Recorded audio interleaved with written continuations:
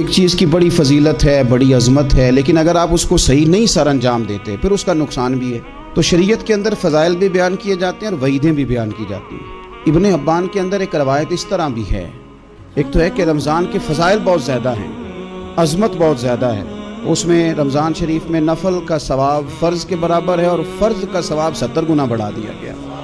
एक तो ये कि फ़ज़ाइल बड़े हैं और एक ये कि अगर किसी ने उससे पूरा नफ़ा ना उठाया, रमज़ान की बरकतों से, फजीलतों से, सादतों से जो लोग बहरावारी ना हुए, गाफिल रहे, उनके लिए वईद भी बयान फरमाए।